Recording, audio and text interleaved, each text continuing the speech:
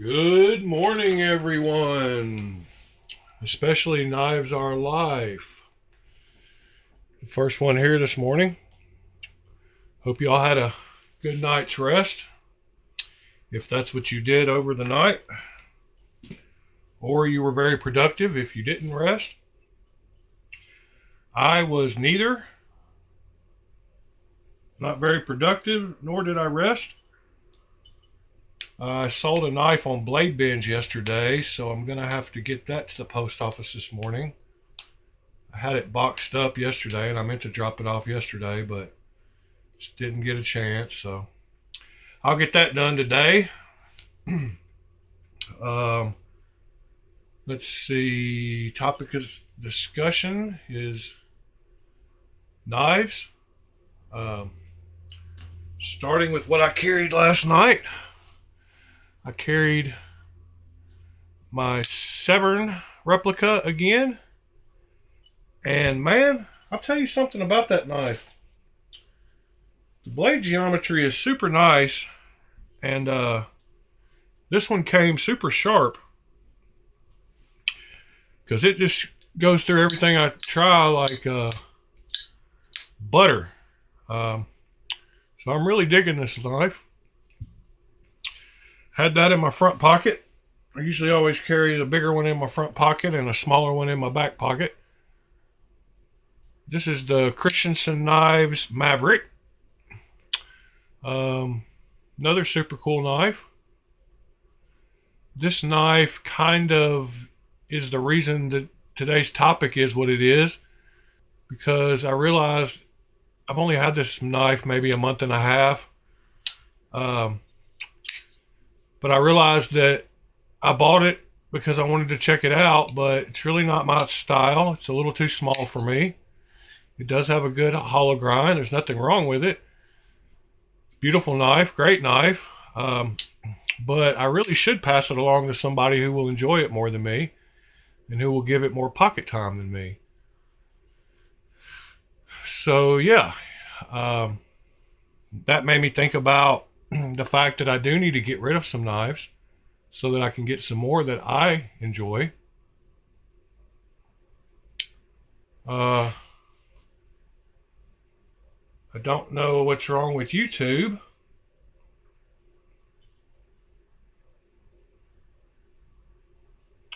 But evidently something was going on with it.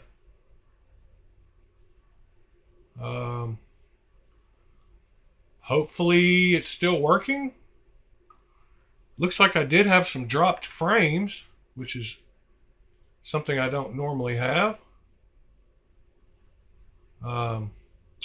Seems to be that it's back working okay now. Maybe something on my computer was updating. I'm not sure.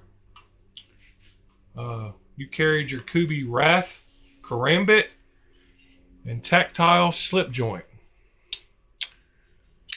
Karambit is a deadly weapon. And a slip joint is not. No, I'm just kidding. Slip joints are cool. They're like, I mean, whenever I see a slip joint, I just think it's a gentleman's pocket knife. And people that like slip joints are seasoned knife guys. Most guys like flashy OTFs if they're just into knives, and after you've been in them a while is when you start to appreciate slip joints. Yeah, it looks like I dropped a few frames, but we're back good again. I don't know what happened there, but I'm glad it's fixed. So that led me to think about asking y'all what knives you have that you should probably get rid of. Kind of put that thought in your head as well. Turn off this email. So this is one I'm going to get rid of. And let me go through my list here and kind of think about what else I want to get rid of.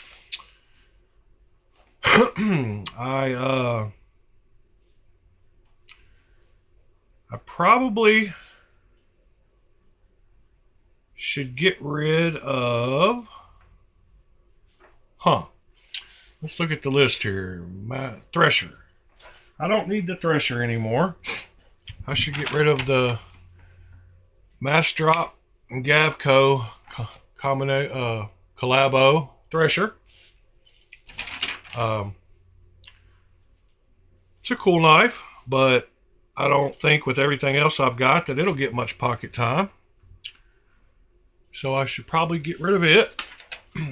Let's see, what else here? I want my Viper knives.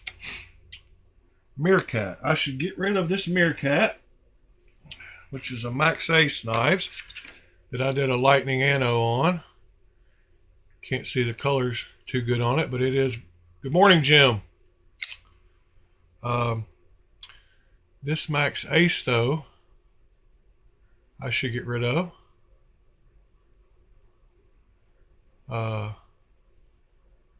Cool lightning anno pattern on it.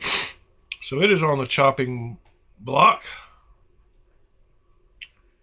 As much as I like this Mass Drop and Ferrum Forge Falcon, it's a little too small for me. So I believe I will get rid of it. Morning, Nick.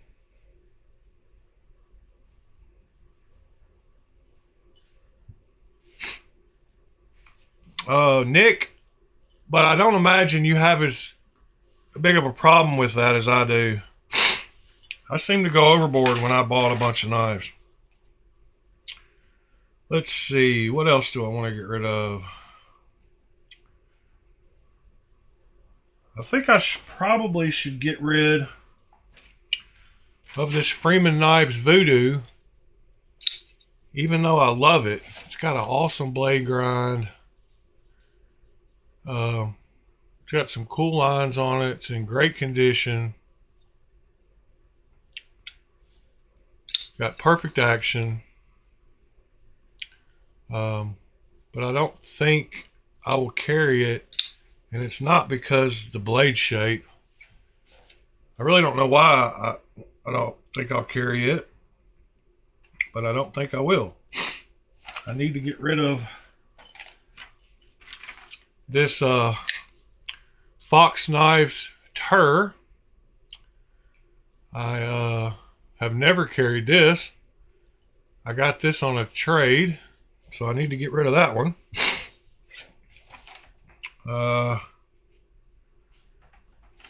Let's see, Knoll knives. I'm going to keep all my Knoll knives. I need to get rid of this Vero Impulse Thin. It's in perfect condition also. I will carry my Nova, but I won't. And I also need to get rid of this Neuron Vero. I have a good purge here. This one's got some aftermarket marbled carbon fiber scales.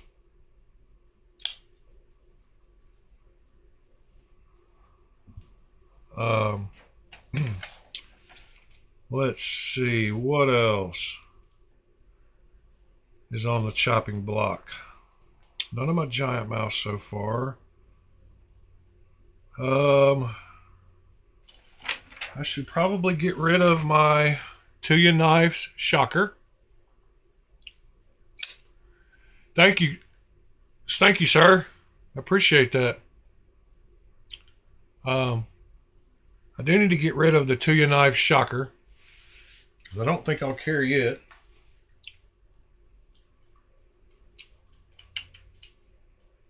Let's see. What else we got here? Next would be, man, I think I want to keep this one. Even though it's carbon fiber. It's the Gecko Custom Sick-Array. And it is such a sweet little knife. I don't even know why I'm thinking about getting rid of it. I think I'm going to keep it. I like the forward choil on it. It does fit my hands. So I think that one it's got great action. I don't think I'm going to get rid of that one. Let's see, shocker. Oh yeah, here's the next one. I've got two versions of the Brian Brown's Raptor. And I bet y'all know which one I'm going to get rid of after learning my style. I'm going to get rid of this one. So this one has the nice carbon fiber inlay, titanium, super cool blade shape, that harpoon. So the Raptor's going. Let's see, what else? Gonna keep my Corvus. The Elder. The Brian Efros Elder is gonna go.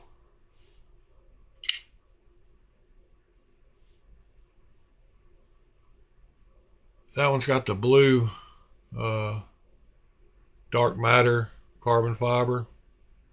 Super cool blade grind on it too. That one's gonna go.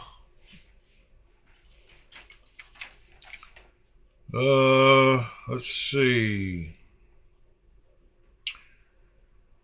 The Chavez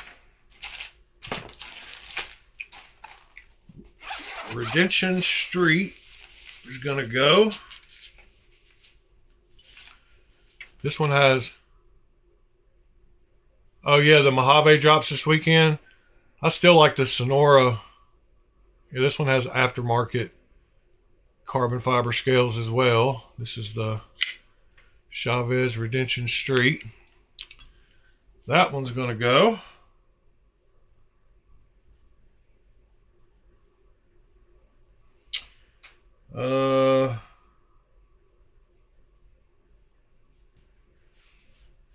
The Fox Knives core is going to go.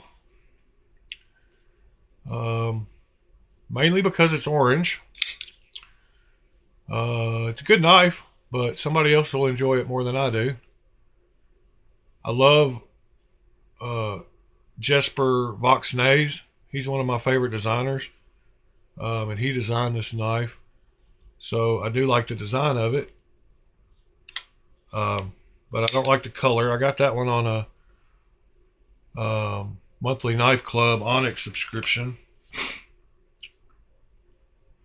And I believe off of this list, that is it. Oh, no, one more. I want to get rid of my Manix 2. Because mainly due to it's half serrated. I don't do serrated.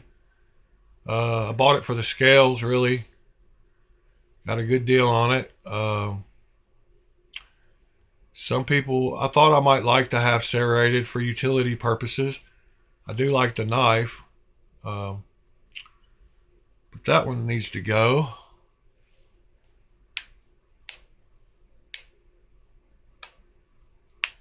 I just, I don't give this one any pocket time, and I have realized that the replicas are just about as good. So if I am going to have one, I'm probably just, I've got a couple of replicas. I've got 2 or 3 replicas. So I'm going to get rid of this one that's worth. I've got both clips for it. I've got the regular clip and the skull clip. They both come in the box. So whoever buys this will get both of them. And they'll also get the original scales that went here. Because these were aftermarket Etsy $120 add-on or something. Yeah, there's that one. I'm pretty sure that's all the ones right here. Because I'm going to keep I'm going to keep my PM2, my PM3, my smock, and my shaman. Gotta have those. So yeah, that's a good start. That'll make a good sell. This one doesn't go.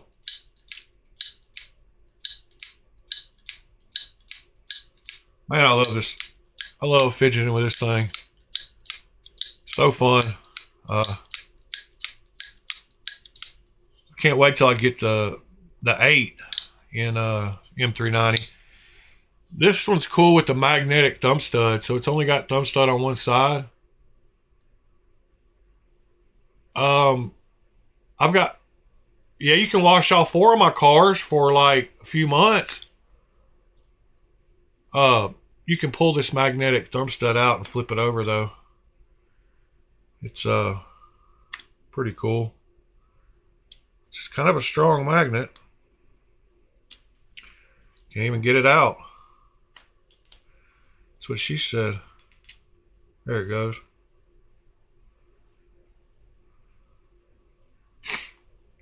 So all you do is pull the little magnet and the screw out, and you can just pop it on the other side. There's the little thumb stud. You just put it over here if you want it for a reverse flick. I actually think I might like it better over here. Let's see. Yeah, reverse flick on that side is way better.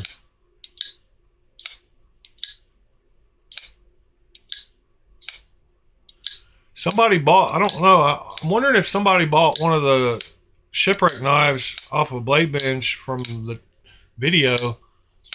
Because I mentioned I had a Blade Bench in one of the videos and I showed the shipwrecked ones, and that's what somebody bought. They bought the Natrix XL, the Kershaw. Yeah, thumb stud works better, reverse flick.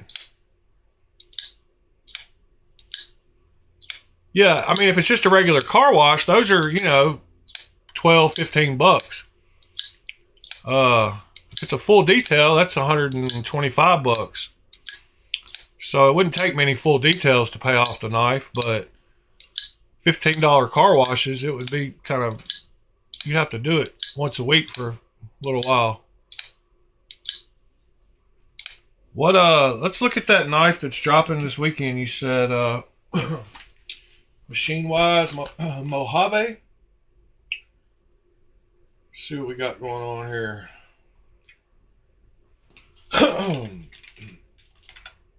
Machine-wise, Mojave. I can't type.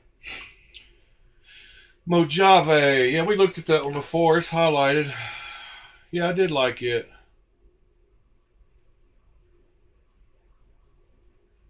That's the one I asked if it was if that was one side and the other side, but no, those are both show sides, so it's 2 different versions. With the way he releases all the different versions of the Sonora, I'm sure there'll be 100 versions of this one too. I'm kind of curious as to which the first ones to come out will be. Looks like all he has left is pretty much the plain ones. My style. That's all he has left. I like that number right there though. They're all sold out. All sold out. It's kind of pricey. Do we know what the price of this one's going to be?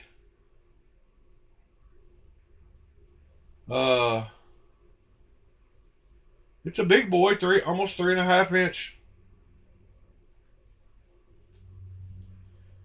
Sandwich style. It's got T15 hardware. That's pretty cool.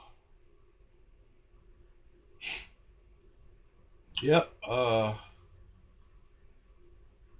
like how he released prototype stuff.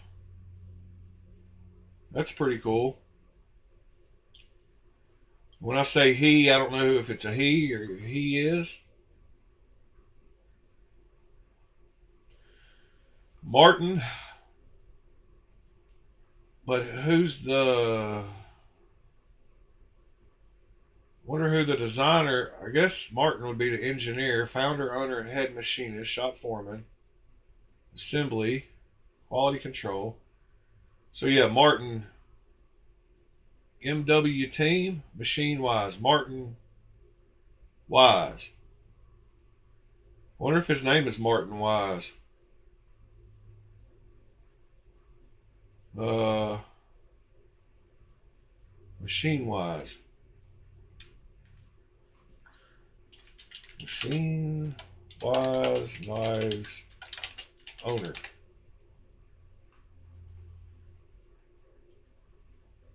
It says Dalen.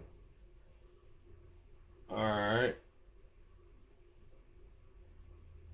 Doesn't really tell much.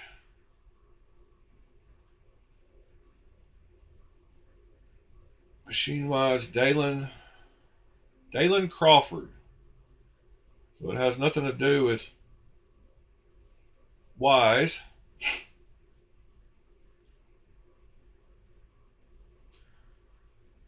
Kling's Aerospace.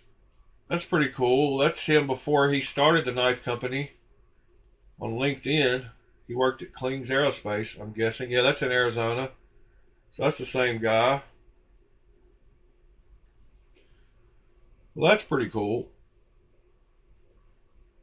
Martin is the engineer and president, but Dalen is the founder, okay, owner, and head machinist.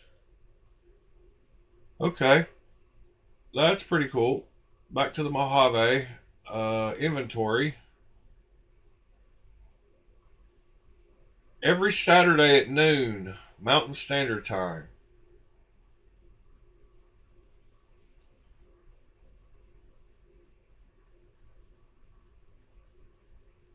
Yeah, I don't like the fact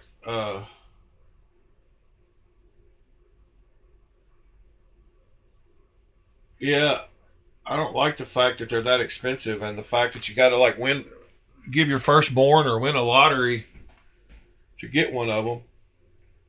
Yeah, I like Vero a lot. Uh he seems like a cool guy. I not totally sure like yeah, he's kind of a he's just a regular guy. I like the way he keeps all his knives kind of looking one. I want a I want a Vero fixed blade. In fact, let's see. I guess they only have, I don't know if he has more than one model. Uh, let's see. In stock, he's got the Axon fixed blade. I think that's the one I want. Is that the only one he makes? Let's see. In stock fixed blades. Yeah, that's the only one he makes so far. That's a good price on that knife too. I bet it's M390 if I'm guessing. Uh, yep, M390. I won't be getting the carbon fiber version. We'll be getting that one. 305. Axon fixed.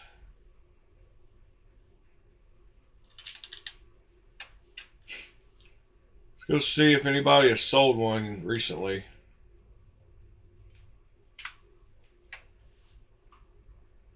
Three months ago. Sold for $210.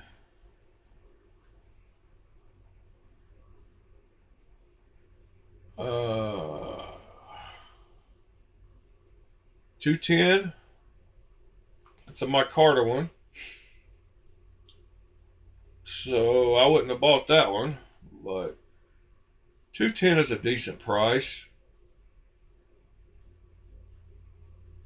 A year ago, 10 days ago. Wonder if this Axon that's sold. There's the Maverick, Tactile Maverick. I've got one of those. Liner lock. This is the one that's sold. I like the green micarta, but I have to go with the. What did it sell for? $150. It's not bad. Let me sort by new.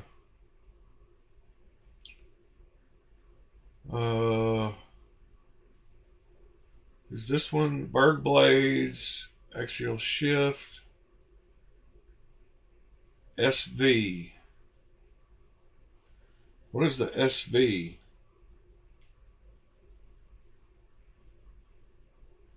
Huh. I don't like that one either.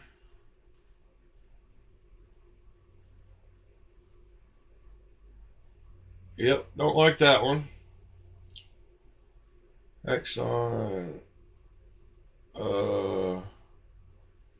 Help me reach 100 swats. Iron Mutt. I think this is the same guy. Axial Shift. Yep, same guy. Vero Axon Mini. And then the Axon. 2 folders and a fixed blade. Axion 275 black Damascus and micarta.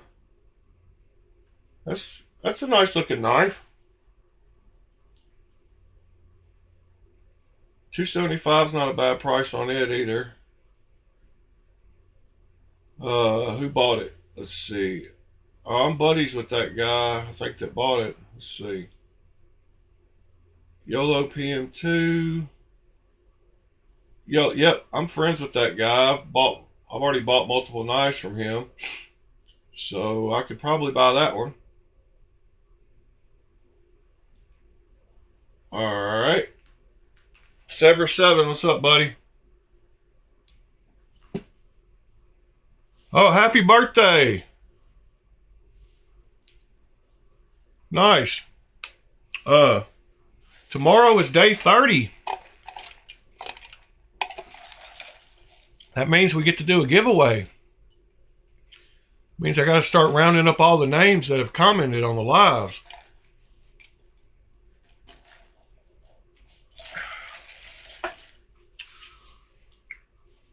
A young 37 today, huh? I remember 37.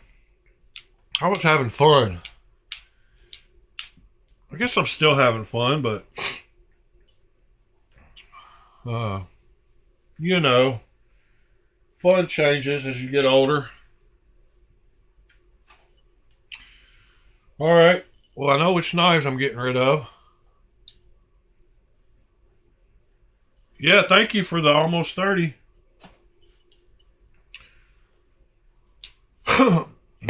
Can't believe I've done the same thing 30 days in a row. Pretty wild.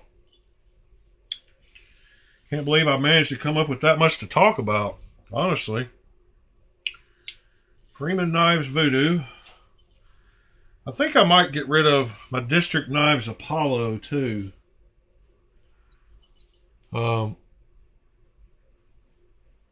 This District Knives Apollo is a cool knife.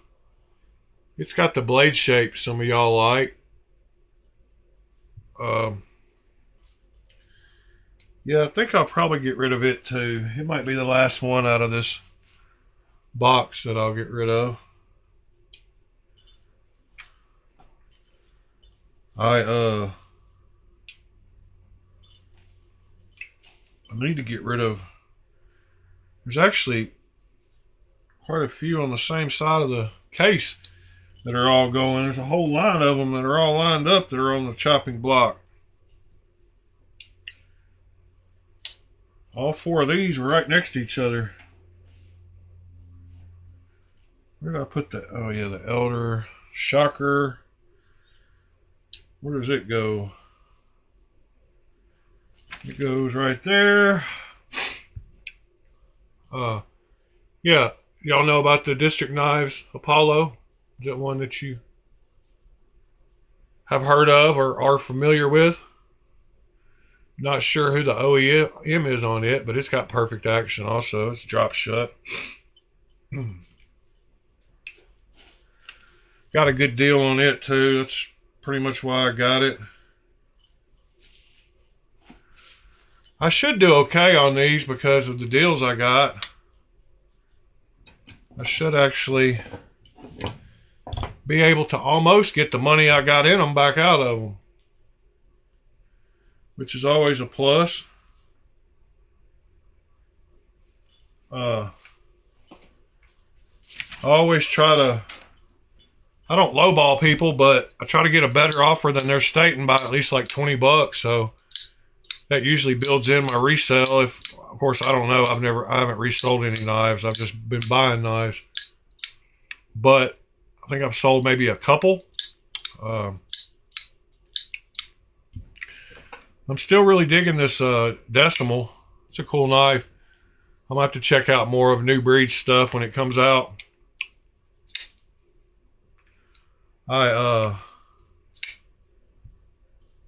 Not completely sure, and I think I might carry this Drake today. I was holding it a lot last night, and it's a super comfortable knife, and I want to try out the cutting edge on it with that M390. I wish they made this Drake in titanium. I would get one and get rid of this one, but the purple Drake is the only one that's got actual good blade steel. I like how the blade hole is angled on this one. Your finger just fits right in it. Works great. If I was going to design, I kind of like the ones that have the little angled, because when you hold a knife, your fingers automatically angle a little bit. They're angled. So I like blade windows that angle like that. They really click in. Works. It's got big enough hole that your thumb gets in it easy for the regular flick too. And I don't know about the flipper tab on this one. I probably should delete it, but not going to do it on video. Take 45 minutes. Crazy how long. Like I said, when I'm by myself, it usually takes me about 30 minutes. And I'm not mad at all about that taking long yesterday. I showed you a safe way to do it without damaging your blade, the heat treat, not hurting yourself. People that are impatient in life, deal with a lot of things that I don't have to deal with, including injury and some more stuff. So I'm not mad about how long that took. I mean, it wasn't a video saying the fastest way to do it. It was how to do it with a Dremel. So I hope some of you learned some stuff from that video. If you didn't, that's okay too. I don't care either way. I got the job done safely, and that's all I gotta really say about that. I'm very happy with myself and the way I do things, and I don't have a neutron star, so criticism to me is just kind of, unless it's warranted and I really need to think about it, it just goes in one ear and out the other. I don't judge people, and I don't think others should either. No, mine has no kind of scratches or marks. Are you talking about it on here? No. Mine is super clean. I mean, it's got some fingerprints on the blade, but no, mine didn't come messed up at all. The blade, let me see, let me get it all cleaned up here for you. The blade is good all the way up. Both sides, I just touched it there. It's good there. No marks on the clip or anything.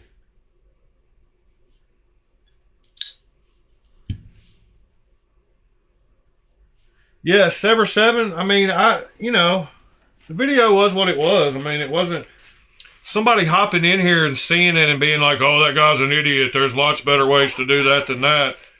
I mean, yeah, I get it. Like, you take stuff out of context and, you know, it is what it is. But I started off by saying, you know, there's much easier and faster ways to do this, but people need to know how to operate a Dremel safely. So I thought it was important. Go slow and take your time and know which way the tool kicks back and how to keep it from kicking back and all that. So I ordered the 8 too. So I'm waiting on it. I've got my first package from China that is stuck. Oh man, I gotta check and see if this guy's selling me this knife or not. Dang it, he hadn't responded. I've got a package. I got my first package that popped up with this message, which really sucks. It says unpaid postage. Item will not be delivered. The package associated with this tracking number did not have proper postage applied and will not be delivered. You are encouraged to contact the sender/merchant to seek reshipment, refund, or other available resource. So this came from China, and I think it was sent during the time, during that limbo time between the tariffs when they got established and when they were set. And so I think it was in that window where they don't know what to do with it because the tariff wasn't paid. So I contacted the seller, and I said, you know, because at this point I would be willing to pay the tariff just to get it here. If it's sitting in Nashville, like it made it from China all the way to 30 minutes from me, and it's waiting on a few dollars just to get delivered. But if you look at all the places it traveled through the USPS, I mean, it came from China, then it went through Wisconsin, to Memphis, to Nashville. It left Nashville and came back to Nashville, and now it's just sitting around. Like, what are they going to do with it? Stupid to me. But anyway, the seller said that he has paid or fixed the shipping and that it should be back, supposed to be delivered. So see how that goes. But yeah, I ordered one of the 8s. The 8 is actually pretty cool looking. It's got some milling on it. He did milling on it that make it look super cool. Hold on, let me get the main picture. Yeah, you can see the milling lines there. And in fact, on Reddit, either him or his buddy posted a video this morning about it, or last night about it. I'm not sure. Let's see.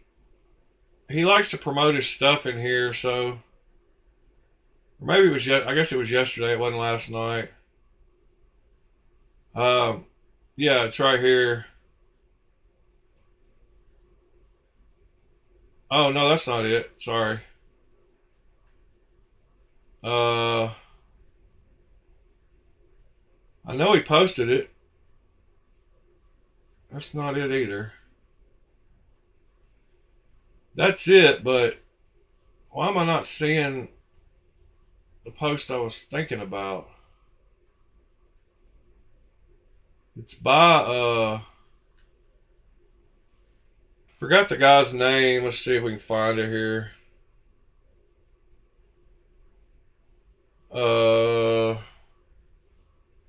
Come on. Why am I not seeing it? Yeah, this is the guy right here.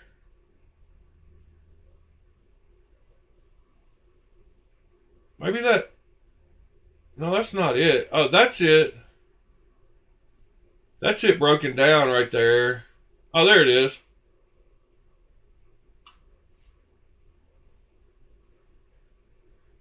he's showing how good the detent and magnets are, and the centering, but the milling on it looks cool.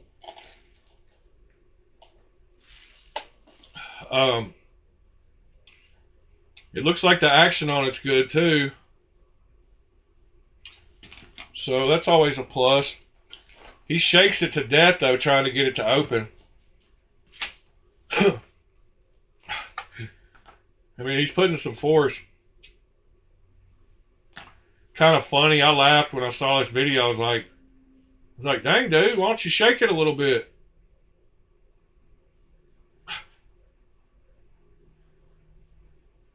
That's pretty funny to me though. But yeah, I thought the milling looked good on it. And the weight of it, 138 grams. Should be alright.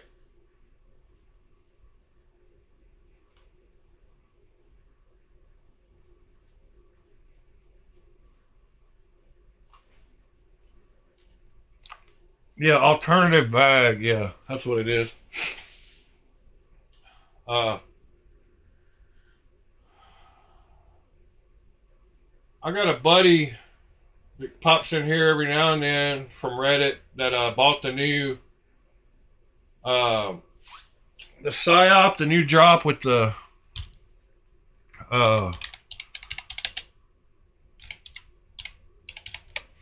color, with the black and the, oh, you know, that color that Vostok does.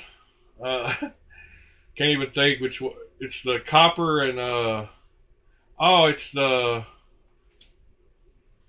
I think it's the White Mountain Knives exclusive. Possibly. Let's see. Whoops. I hate when you're typing, it pops up that box. Yeah, this version of the exclusive PSYOP with the black and the copper PVD. And that's a great, if you've not ever felt that knife, like, it's something special too. Like, the button lock on this Vostok is very nice. The detent is perfect and the action is perfect. And I guess, you know, I like that color. I don't know. Some people like it.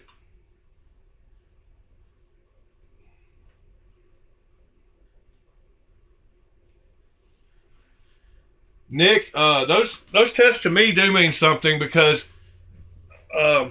just like this knife, like, if I shake it hard enough, it comes open. And so the detent is lacking a little bit, and it doesn't take much. And so the detent is not the best. I mean, it's good, but it's not great. So that test at least is a little something. And spine whack tests are super important. I mean, beating a knife to death is something different. But like, one of my highest viewed videos was a spine whack test. It actually, because it failed, if you go to my shorts and go to the most viewed popular one, it's this spine whack. And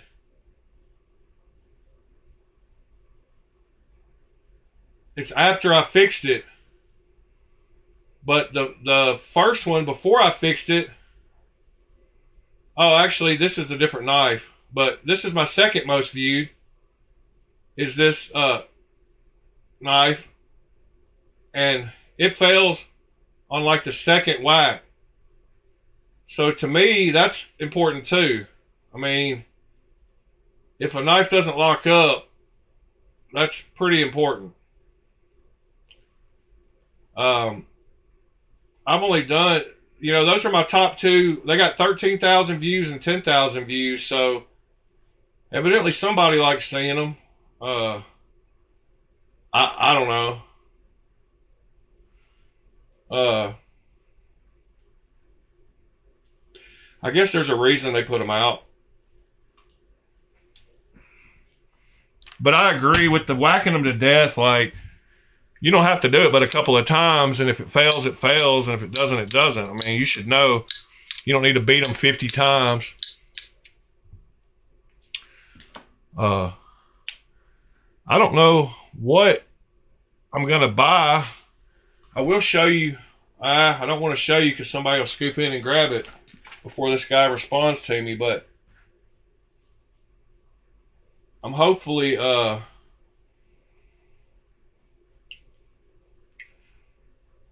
hopefully he responds soon. But it's an integral for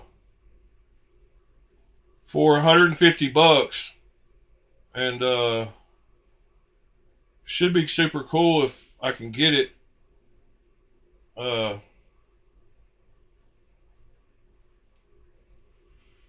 Yeah, somebody will snipe it if I mention it. Man, I should pay him what he wants because I really like it, and it's a very rare knife. I'm going to tell him I'll pay him what he wants. I'll do the 160 if he'll do it right now.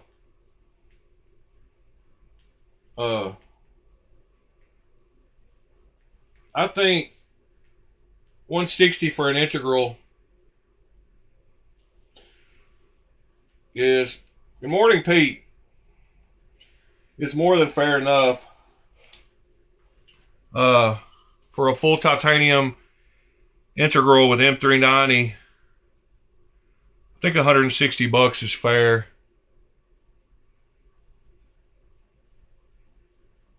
I did offer him what I was willing to spend, and he wanted $10 more.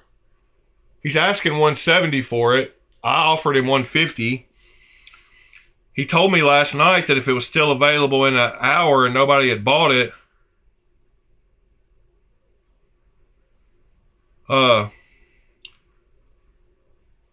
he just responded.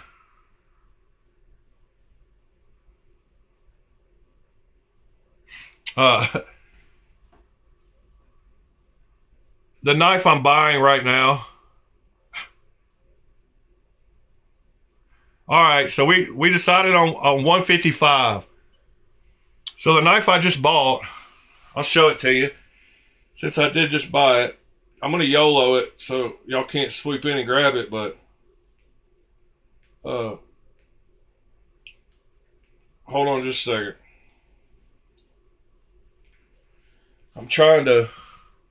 I'm doing too much.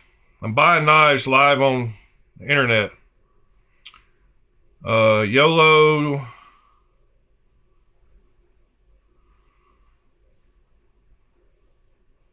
All right. So here's the knife I just bought. He wanted 170. I offered 150. He asked for 160. He said if it was still around in an hour, he would give it to me for 150 last night, but then he didn't do that. So he's not a man of his word.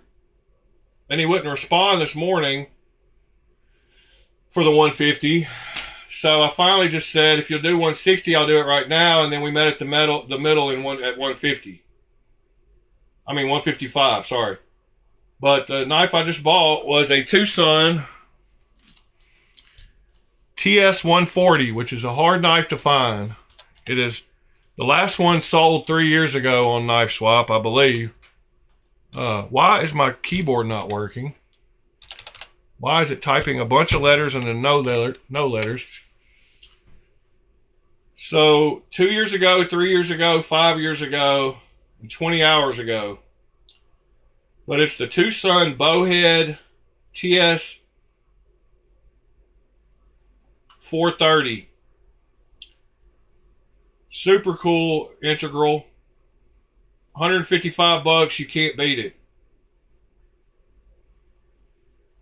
Looks like it's got good action. I like the back of it. I like everything about it. I like the color. I like the dark snow wash, the acid wash blade. I like the blue clip. I like the blade hole. I like the M390. Yep. So we'll be seeing that knife soon in 3 or 4 days.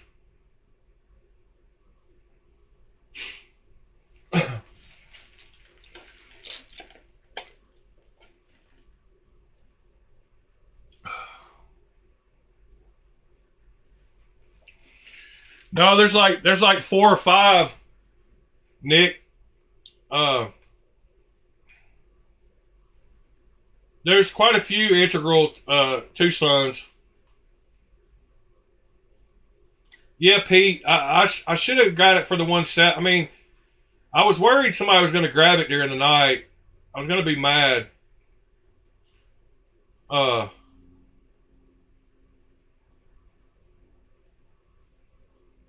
misdemeanor.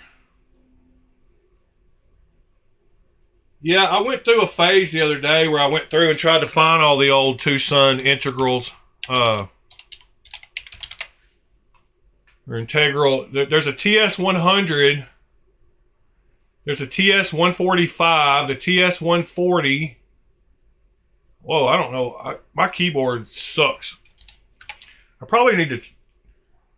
Yeah, the TS195, the TS78, TS140, TS142.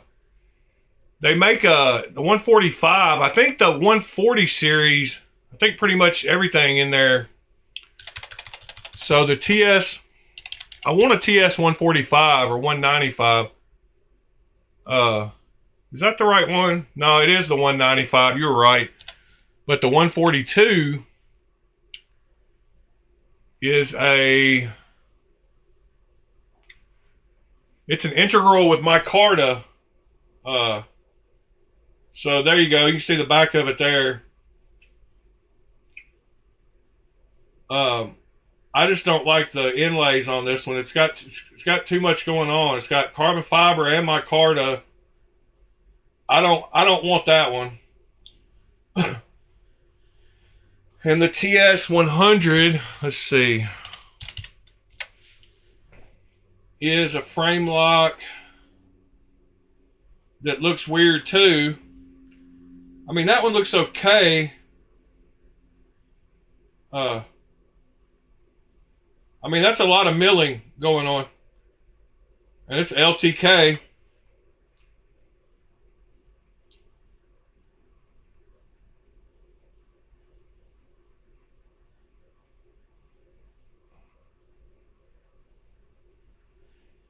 Yeah, it does remind me of the Reich knives. He's saying it reminded him of the Reich knives. That's the TS100. And then the TS, what was the other one? The 70, hold on. TS78. So the TS78 looks kind of weird too. It's got a crazy, we looked at it the other day. That's a pretty wild knife. At least we can see the back in these pictures. I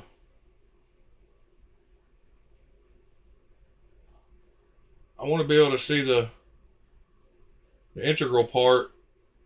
But they make quite a few. I think they probably got 5 or 6 actually, if you go through and see them all, because this one though that I just got is a pretty sweet knife. But see, you can buy it right. Well, you could buy it when it was on sale for $200. So I thought my 150 offer wasn't too crazy. I do like it though. I mean, it's got a weird blade to handle ratio. So Ron Dobbins, like, yeah, man. I thought we already talked about this before. I thought I was the one that. In fact, I think I'm the one that told you about Dan Carrera, but I've got a 904 right here. I could have sworn, like I've already shown you this on the video when you were asking about integrals. And that's what made you start looking at Dan Carrera. I'm sure you watch a lot of people, so you probably got confused at where you heard it from, but I'm pretty sure you heard it right here. But yeah. Yeah, I love my Carrera.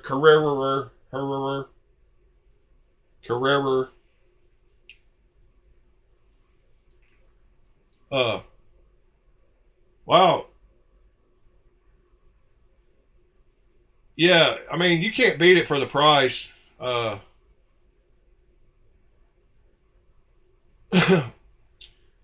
Great knife. And I'm not selling it for sure. I do need to get rid of some knives though, like especially this one. Like I'm never gonna carry this knife. It was one of those ones I got in the Onyx package that I paid enough for it that I ought to be able to break even because what it costs new and what it's never been used. I just put it up once I bought it. Yeah, Nick, I don't know about, I haven't heard much about his reputation. Like I've heard about Medford and of course Marfione. Like I don't like either one of them as far as knife owners. Ron Crow, good morning. I will post all these ones I've got for sale on both places. I wish this one was this one missed a chance to be an integral. Like it looks like a good they should have made this one the Trogon. Like it just looks like the knife that would be an awesome one piece construction. Somebody ought to do that. And the action on it's awesome too. If you haven't ever had a Trogon or felt one, I mean, a lot of people haven't had any kind of Wii knives. Like, Wii's are just sweet knives. Like, he's on opiates. Nice. I've been there. And then Mead's, this knife is a super cool knife too. I think this one has more kind of the blade shape that Sever 7 was kind of wanting to do on that Mac. Maybe a little bit more of aggressive harpoon, but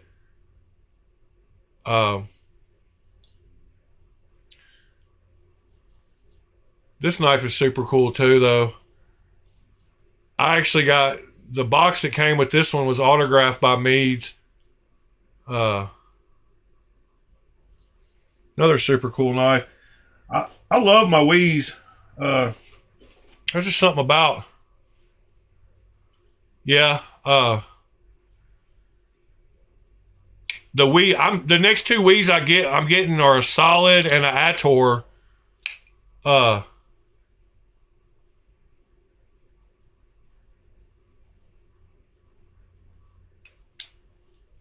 Oh, I didn't do that to the Meads. That's how it came. That's how that knife comes.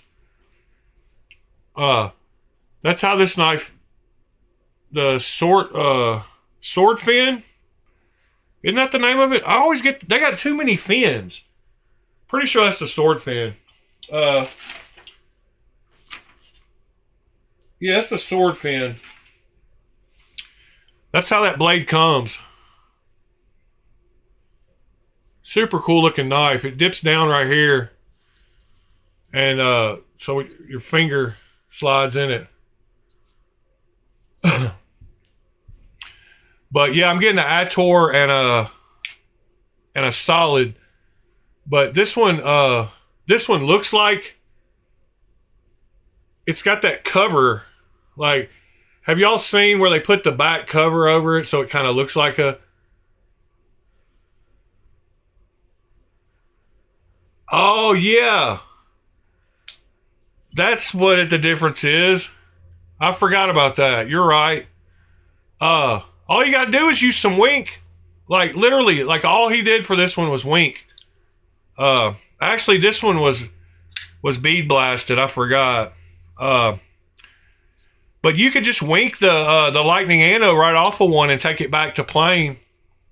And it wouldn't have the little the bead blasted like texture, but it would just be smooth. It would just look like a plain. It would look like a. It would just look like that if you winked it.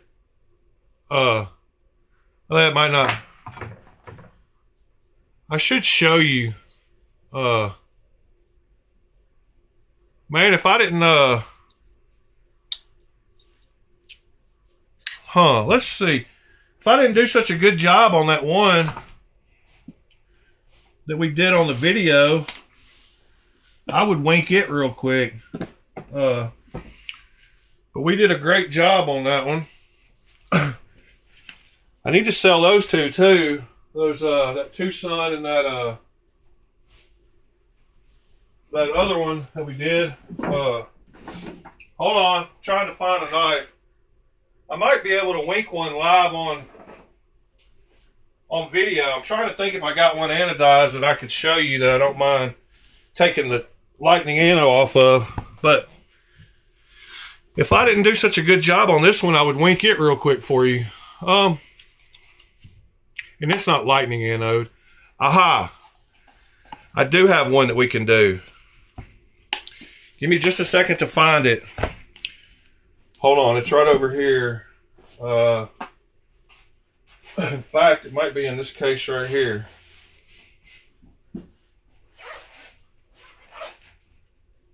Yes, it is. That didn't take long at all. So, Sever 7. Here you go, buddy. Here's an awesomely bright lightning anode knife. This lighting never does it justice because I can't get the angle right to show you how bright it is.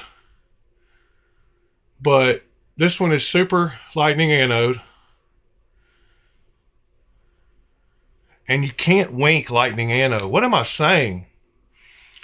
You have to sand it.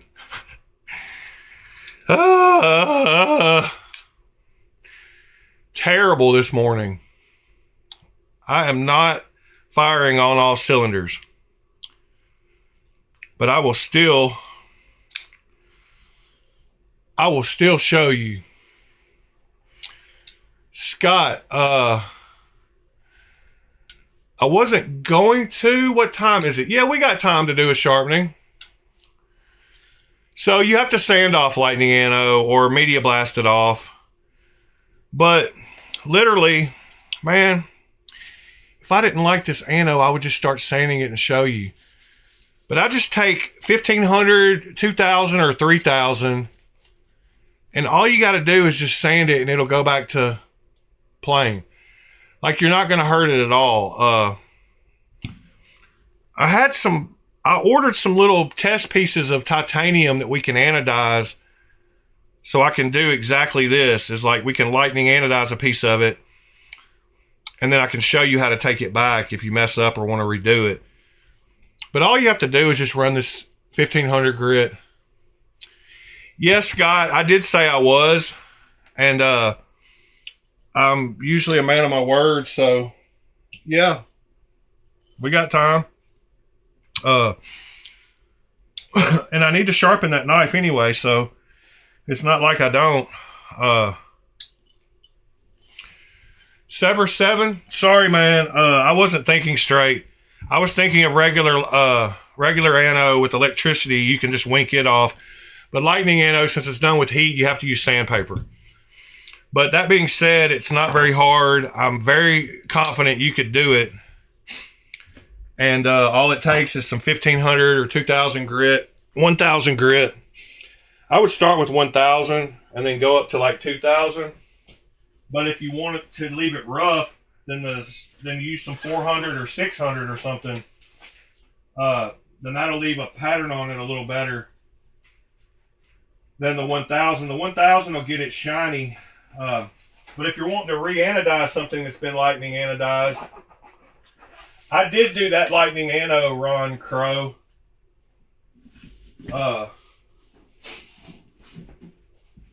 Yes, sir. I did do that lightning ano.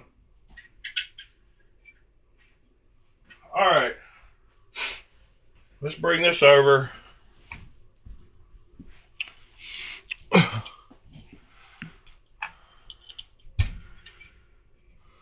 bring this over. And this is that TS Prof clone with parts from 2 different ones. So it's got the handle. Whoops, about knocked over my light. Stupid light. So this one has the handle and part that holds the stones from the second model, from the Mark III or something. And then it's got the single clamp from the Mark I. Ron Crow, a video on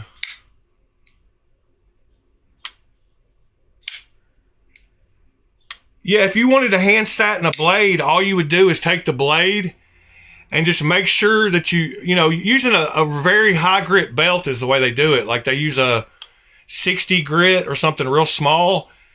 But if you wanted to do it by hand, just make sure that you're going, down the blade with like a 60 grit. And yes, it'll leave those lines in there. I don't have a knife where I'd show you that too. Let me see here. Let me get going. The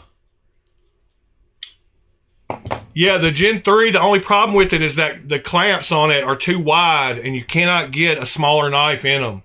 So this single clamp works a lot better. And I put a little piece of paper and a rubber thing in here so that when I tighten it down, it doesn't affect the knife. And then I've got all my stones here, and my strop, and my wrench.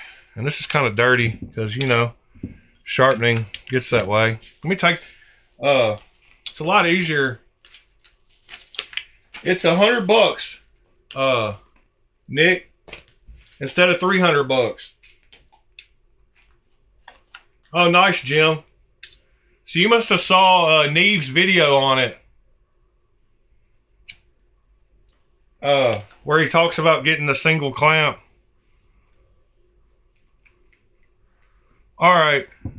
I don't feel like taking this knife apart at the moment. So we're going to do it with the, just like you would if you weren't taking it apart. So what I'm going to do here is I'm going to try to get pretty much centered with the same amount of blade on either side of it, and kind of line it up to where the majority of it is. If you don't know how to use one of these sharpeners, there's lots of videos on how to do it. But basically all you do is clamp the knife in and then you just flip it over and do both sides.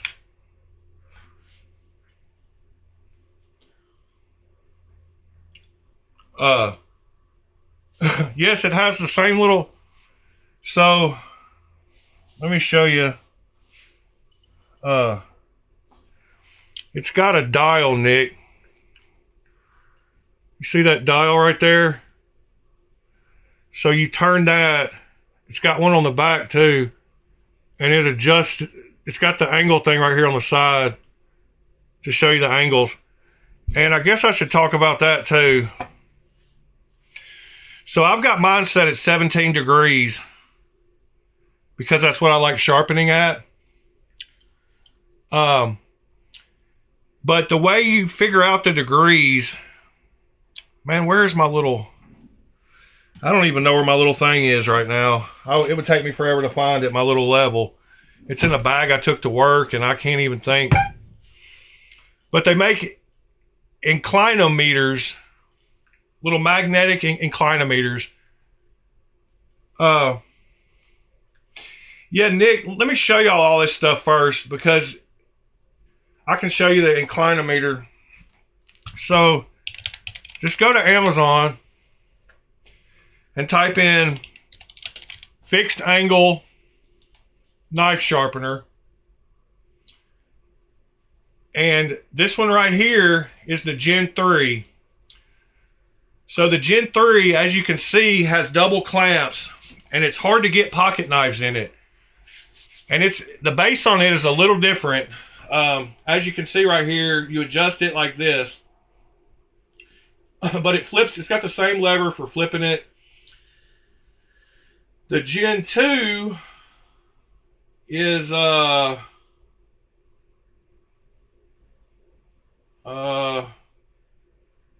let's see. Gen 2 is the one I've got, but the handle, the rod and stuff, I got off of the Gen 3 because it holds the sharpeners better. But you can see it's got the same kind of little system. You can raise that up and down. But what you need to do to find your angle the best way, you can't rely on those little side things, because according to how you have, and I'll show you why in just a second. But what you need is to buy one of these little digital, oh my God, inclinometer. So they make these little magnetic things that are like $16. You can get, for $20 you can get one. The one I've got, I don't know, it's kind of like this one, I think. It's pretty close to that one. It was around $20. I don't know exactly which one it is, but they all do the same thing.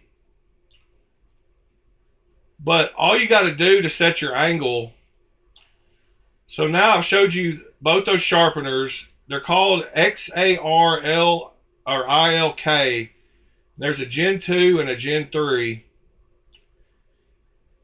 And like I said, I bought the Gen 3 and I could not get pocket knives to go in between there, because even at the closest settings, they're still too far apart. And the rod and stuff, they would work great for kitchen knives. But even on Neve's video about it, Neve's has a video, TS Prof clone, Neve's knives. Should pop it right up.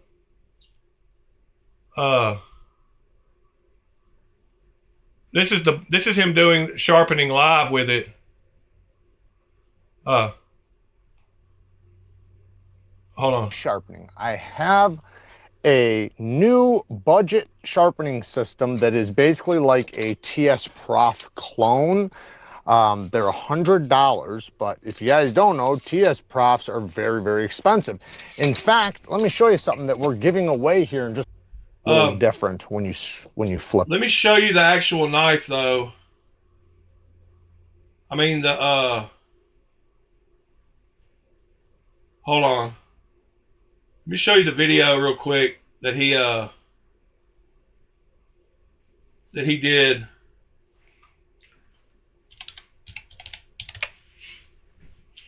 Okay, here it is. This is going to be a game changer for knife sharpening. Is this possibly the best bang for your buck knife sharpener on the market right now? Bang!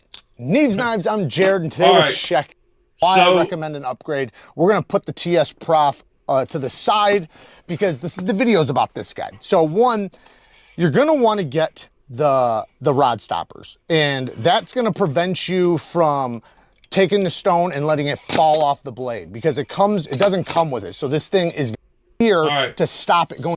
Is you can take this off and put it on this side, and then they'll go right next to each other, which is good. Okay. That will work. However, when you go to flip the knife over to sharpen the other side, now they'll both be on this side, and the angle will be slightly different. It's not that big of a deal, but it does make a difference. But yeah, so there you go. So there's the difference from TS Prof. So you can buy the single on here. In fact, every part that I've tried from TS Prof fits on this system. Sure, it does. I don't think that's so he takes off the double. No problems. So I absolutely recommend just getting this. Yes, it's literally stones to show you what kind of there you go. edges, so he put the single what kind of edge you will get with theirs. Their diamond plates suck, and then when they start wearing, this does fit a little bit better. But either way, the 4mm works nice and thick. The Cadet is it has a changing of thicknesses. So now I'm going to show you, and I just way really good that I'm doing a video on here pretty soon. The big difference is that you can. But there is a video on that if you want to watch it. But the easiest way to set the angle And so all you do is you take and set that magnetic sharpener right here and zero it out.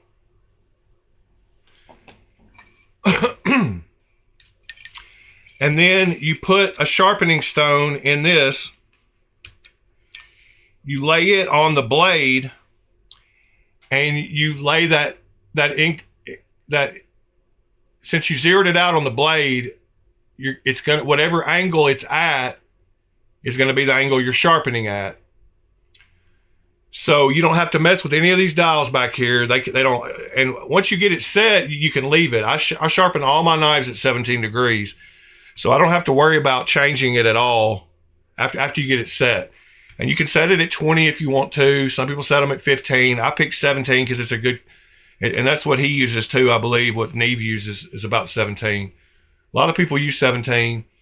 But once you zero it out on the blade, then you know that you're not worrying about any of the machine stuff. All you're doing is putting it on here and adjusting this down until you get to 17 degrees or 20 degrees or 15 degrees or whatever you want to sharpen at. So the fact that I'm going to be reprofiling this edge completely because I don't know what they had it sharpened at. I'm going to start with my very aggressive stone, which is the 180 that comes with it. And I wouldn't suggest you use a 180 unless you are reprofiling. I believe I've got a bunch of different sets. But all you do is just put the stone in there and tighten these down to kind of lock it down. And you're good to go. So since I know that mine's set at 17, I don't have to do anything about setting it. And I wish I had my little incline. And so basically, they've done tests.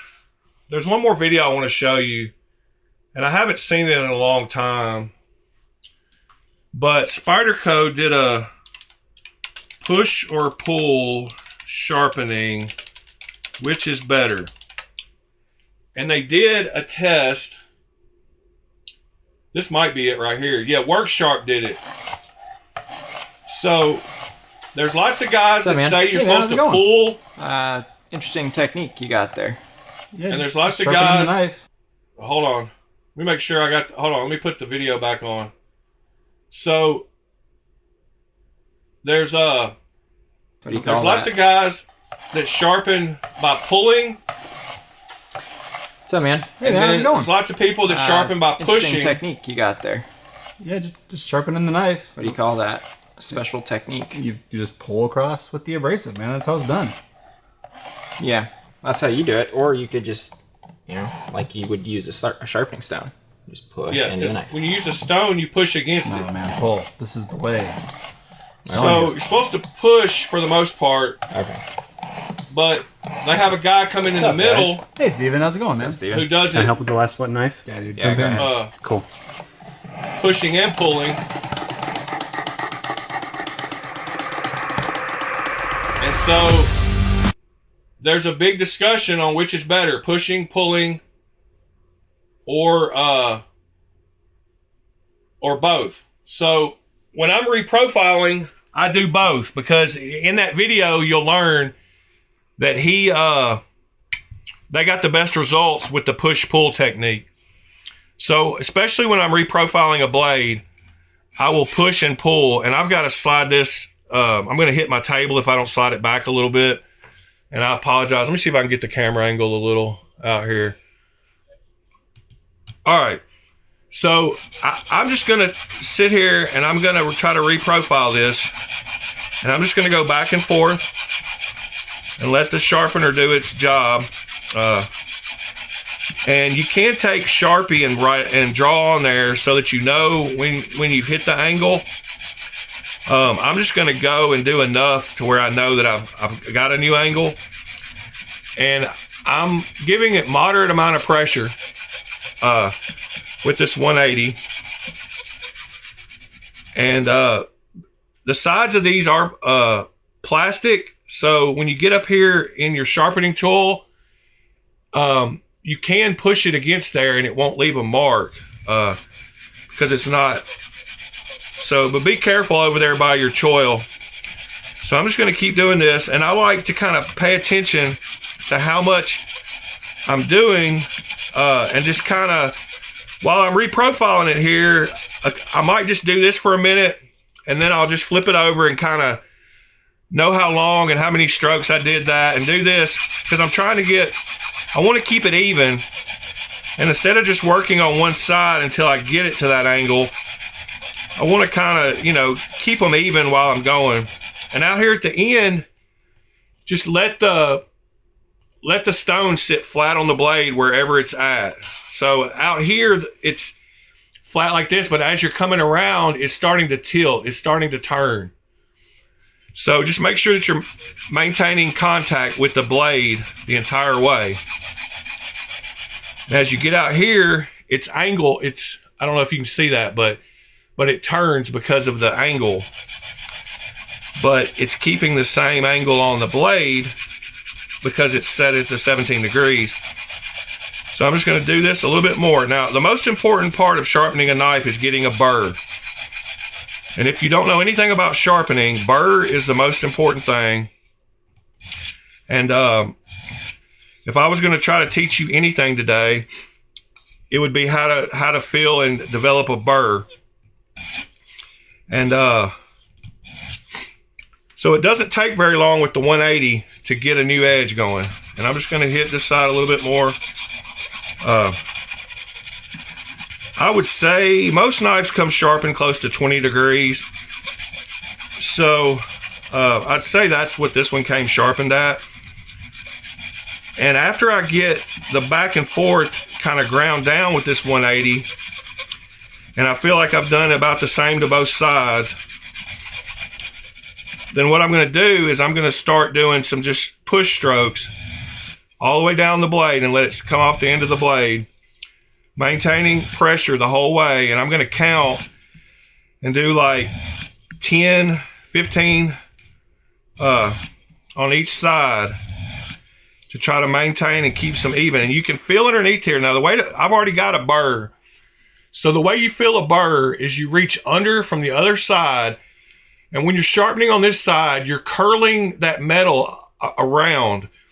And so what a burr is, if you want to look it up, if you don't know what a burr is, it's the edge of the blade curling over and making a little curl.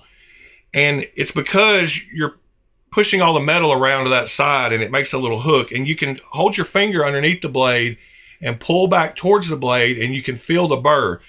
So I've got a burr right out here, but I don't have a burr right in here.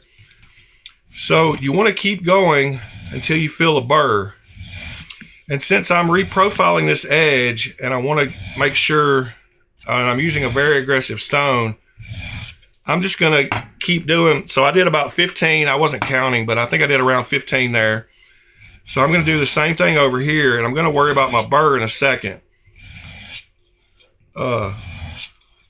And I'm not used to talking while I'm doing this, so it's kind of hard to count and talk. 8, 9, 10, 11, 12, 13, 14, 15. I do have a little bit of a burr, but I'm going to go back to this side. Now I'm going to do my strokes until I feel a burr develop on the other side.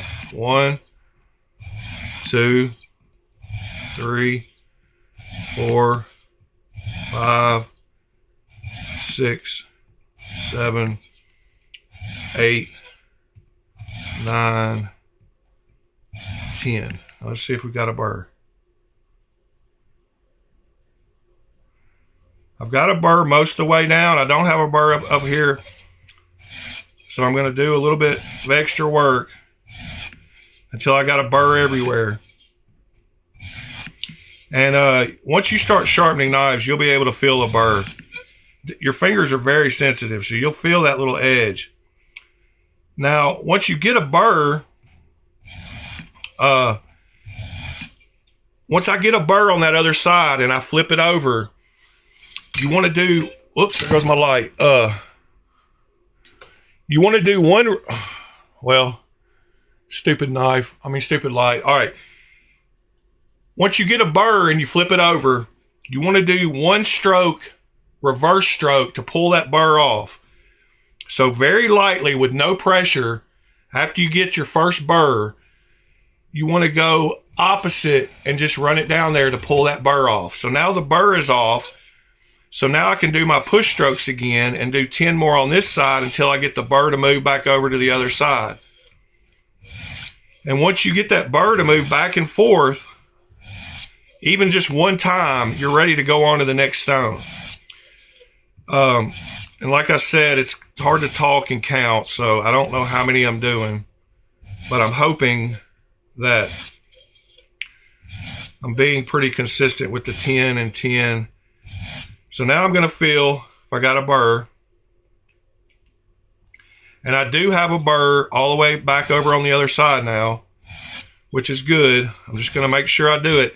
Now I'm going to go back, now that I've got that burr moved back over, and I'm going to give it one stroke lightly to remove that burr. All right, now we're ready to go to the next stone. So I've got a burr. I've got a burr on one side, moved to the other, knocked it off, got a burr back to the other side, knocked it off, and now I'm ready to go to the next stone. So that was a 180. I believe I've got a 320 somewhere that I would normally go to. Oh my God, I can't see. Hold on. Now my light is too low and I can't see. Give me just a second. Get my light back going. All right.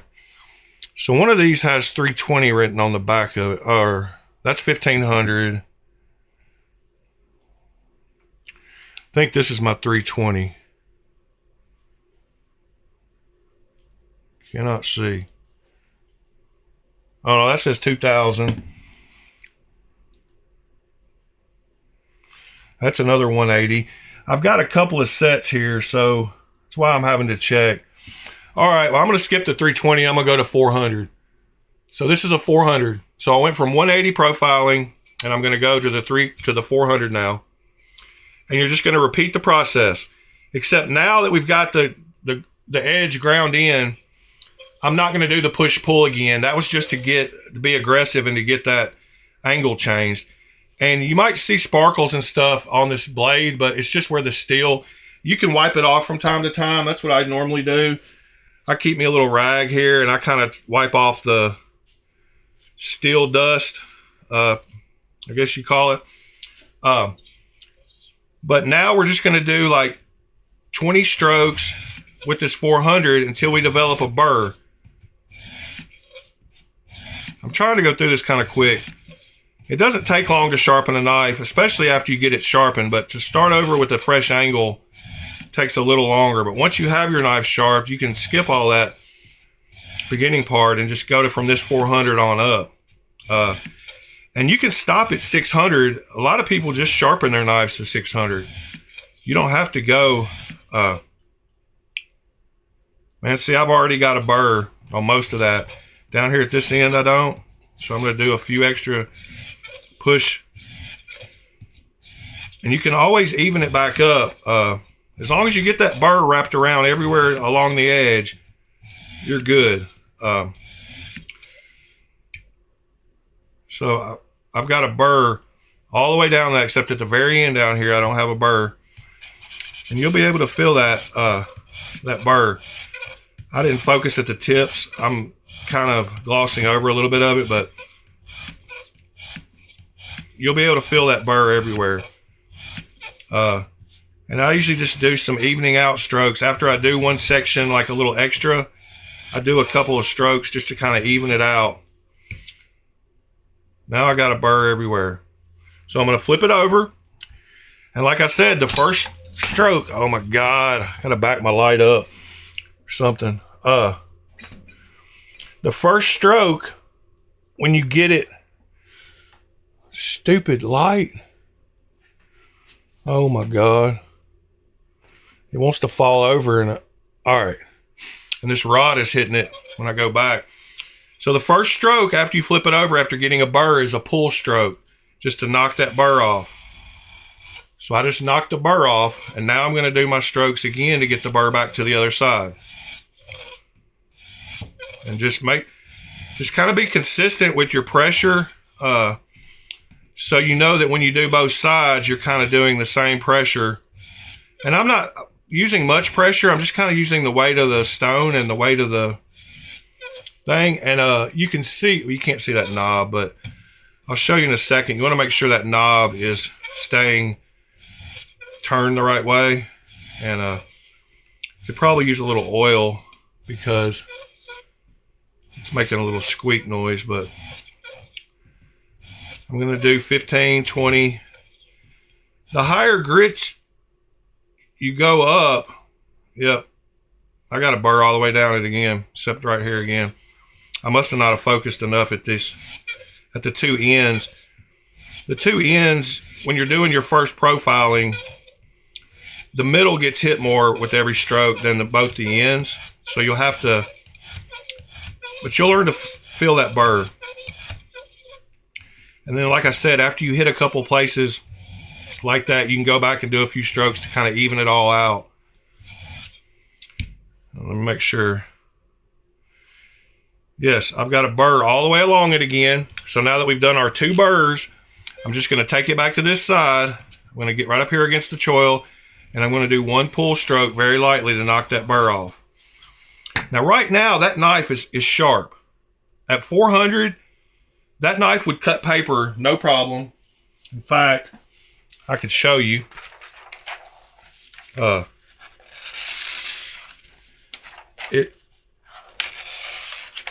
It's not as sharp as it should be, but it's also because I'm only at 400 grit and we haven't gone up. So I'm going to go from 400 to 800. There is a 600, but I don't think I'm going to go much higher than 800 on this video. So then we're just going to do the same thing. And with 800, it's going to start getting a lot finer, and it's going to take more strokes to get a burr. So you might have to do 20, 30 strokes to get a burr up here at this level. But just keep being consistent with your pressure. And anything over 800, you're going to start getting a mirror polish. So when I go up to 1500, 1500 is where you can get a mirror finish on the blade. And like I said, since you're not taking off nearly as much metal with these higher grits, it's going to take more strokes to get that burr to wrap around to the other side. Which is good because you're really just refining the edge at this point. I mean, it's already got an even angle on both sides, and now you're just kind of refining that. And so after every 15, 20 strokes, you're going to check and see if you feel that burr. And if you don't feel the burr, then keep going. If you do feel the burr, flip it over. So I feel a burr again all the way except out here at the end. And that's because I didn't reprofile that edge as good out at the end. So I'm just going to do a few extra strokes out there to get that burr to roll over. I still don't feel it. Because you want the whole blade to be sharp. You don't want just the bottom part. You want the end to be sharp too. I still don't feel a burr. So I'm going to keep going.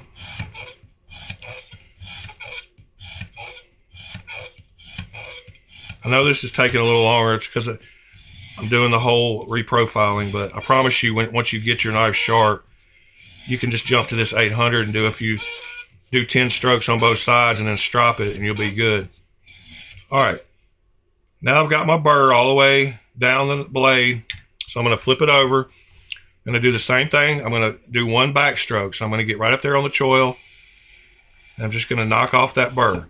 And you can do a couple real light ones to get the burr knocked off. Yeah, we're getting sharp now.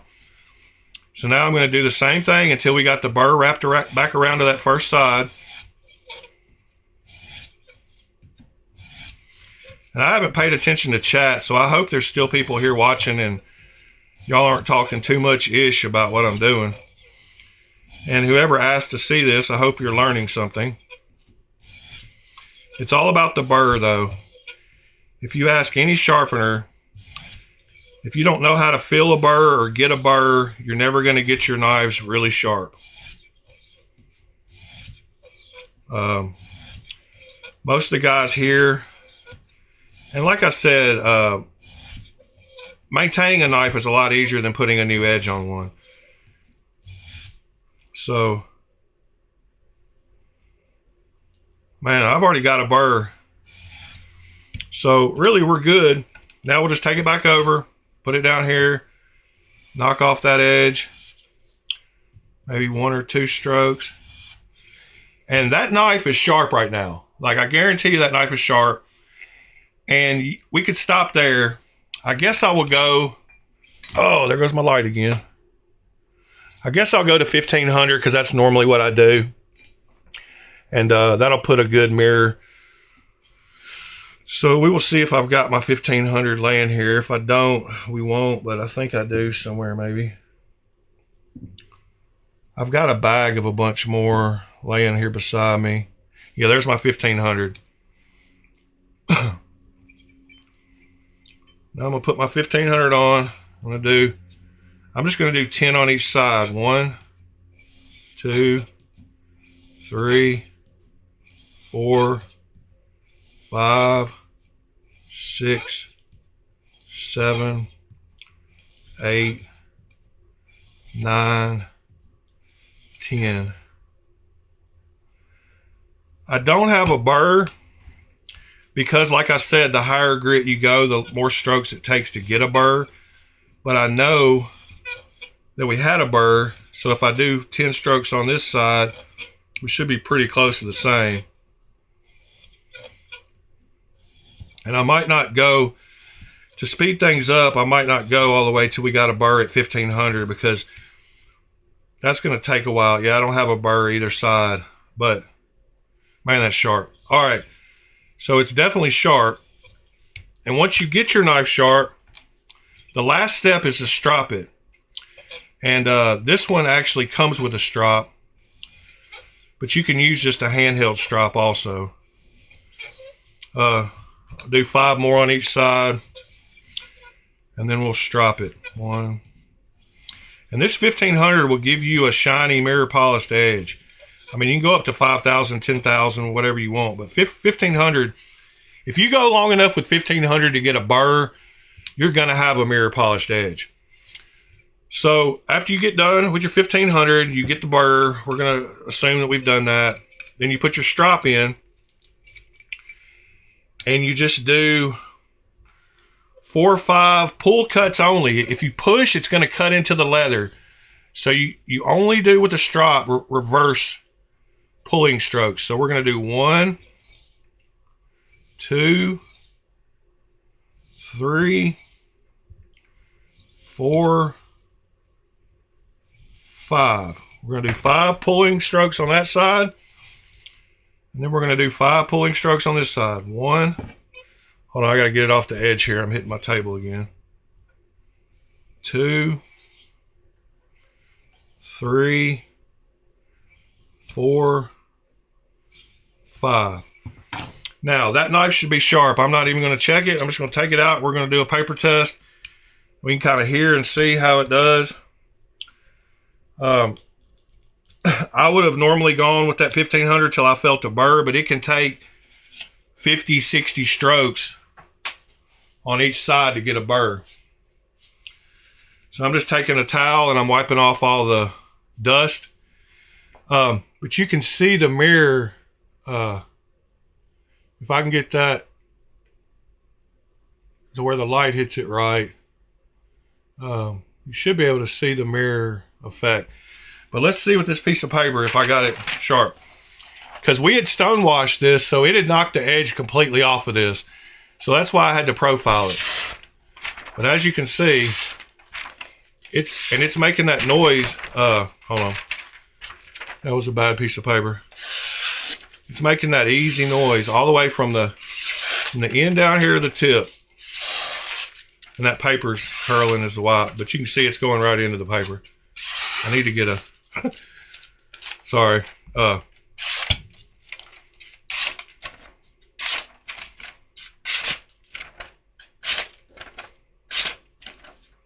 All the way from the tip down here at the tip. See, the tip is even sharp. Just the tip. Back here at the back, sharp. That was the paper's fault. It wasn't the knife's fault. But everywhere along that edge is good. So you can see that we sharpened it. And that took a little longer because we had to reprofile. But once your knives are sharp and you keep your knife sharpener set at the same angle, see, that's why these little adjuster things really don't matter to me. I don't, until I go camping and need to put a 25-degree edge on something, I don't even need to break out my inclinometer. But if you did, all you would do is zero it out on the blade, adjust that dial until this rod was laying on it at a 25-degree angle, and then you would have it set. Lock it in and you're good to go. I hope there's a few people that are still here. And like I said, you can see there's some still metal shavings, but if I get it at the right light angle, you'll see that it's almost mirror. That's not the right angle. I had it there for a minute. There you go. You can see that mirror in the middle there. 1500 will get it good and mirror sharp. I've got another piece of paper up here, I think. Hold on. I've got some paper somewhere. Oh, here we go. So here's a fresh piece of paper. Let me set this out of the way. But the main thing about sharpening is getting a burr. And once you learn how to feel a burr, you should be good to go. And learning how to set your angle with one of those little...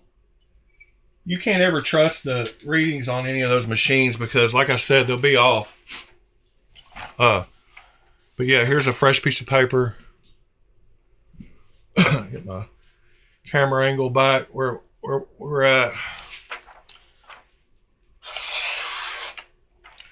As you can see. And everybody knows that we did acid wash and stone wash on this blade. So we had taken the edge completely off because we had banged rocks around on it, and I haven't done anything since then. I mean, you could see by the color it was still showing the acid. So it is now sharp. So that is how you sharpen using a fixed angle sharpener.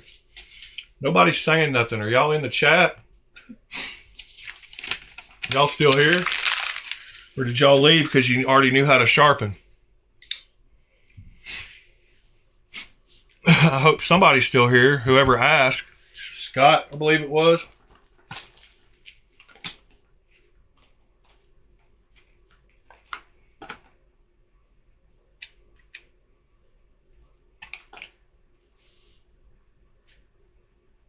See you later, Ron. Bee's knees for the win. Have a good day at work, sir. Be shady. I see you there. Now this knife is sharpened and ready to go.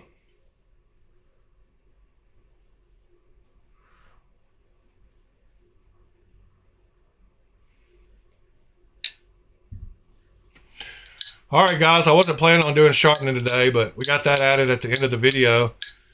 I'll probably spend another day on maybe doing stone sharpening and showing you how to do that too. I guess I'm going to... Oh, you're here tonight, Bob? Well, thank you, Bob. It shows there's 7 people still here, so somebody's still here.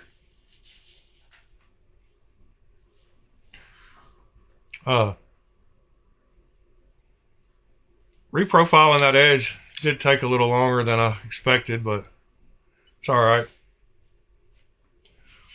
I usually only spend about 5 minutes on my knives when I touch them up. And a lot of times I don't even use, I just use this.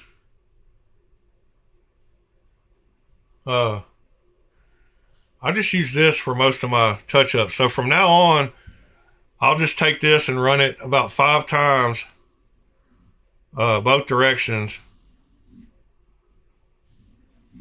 After it gets a little dull, I'll run it 5 times like that, 5 times like this.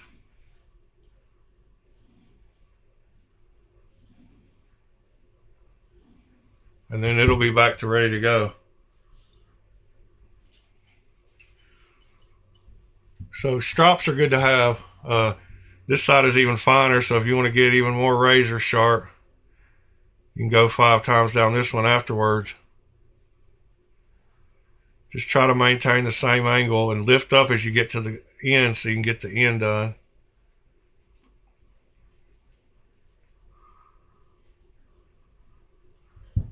And there you go. Got a nice mirror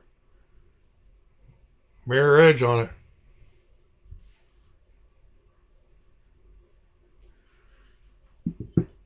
Yeah, I know y'all lurk and just listen. I'm glad I don't mind talking. It's something I don't mind doing. Because it would be really boring if we all just lurked. Just be sitting here. All right. Been an hour and 45 minutes. Tomorrow is day 30. That means that after tomorrow, I will be doing the giveaway, and I've decided I'm going to give away more than just one. Stay tuned for that. But if you have messaged anything in any of these lives, you will be eligible. So I'm going to go back through tonight at work.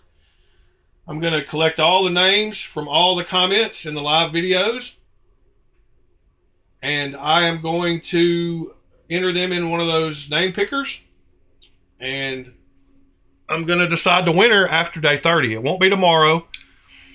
It'll be on day 31 because I said after 30 days. So tomorrow's video will be 30 in a row, and I think that's cause to celebrate. And I really appreciate the great group of guys that we've got together in 30 days. I like Bees Blades. I've watched more Bees Blades live streams than anybody else that does live streams, because he has Live at the Hive or whatever, and I believe that's on Friday nights. So before work, a lot of nights, I have caught myself watching him. I like his attitude. He has a great attitude. He's a funny guy. He's a personable guy. So I hope y'all support him. I'm sure you do. Somebody said something a minute ago, said about the Hive, so I kind of know that y'all do.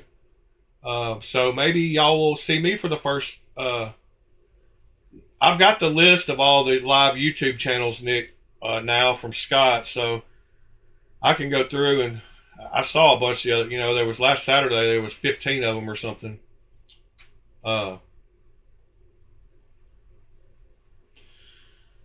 So yeah,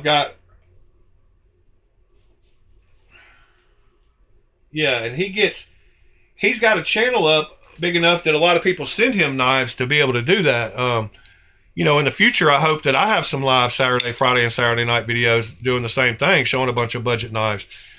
And if I would have started my channel when I first started, we would have had 100 the best of Amazon knives to go through for all kinds of Civivis and Sin Cuts and, like that I've got put up. Y'all have seen them. But I would have been able to talk about them as new knives back then. Whereas now I've kind of moved on to nicer knives. So they're a little bit fewer and far in between. But I really do appreciate I like Jared, I like LTK, I like Stasa, I like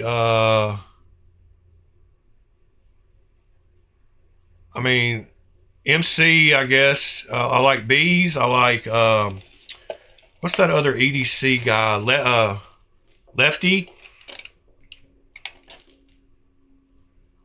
I like I'm sure that kids love Bees Blades, the way he wears that hat and gets into it. He's a character. Yeah, I know, Nick, but it's better to. It seems to help people more if you can get them knives that they're able to buy. Like, I can show people a lot of knives, but then they'll want them. Man, that mirror is really coming through there for a minute. That mirror polish on that blade was really showing. It was sparkling in my eyes. It wasn't in the camera's eyes, but in my eyes, it was sparkling there for a minute. Yeah, Amara hair. That's what it is. The hat. Yeah, Amara hair.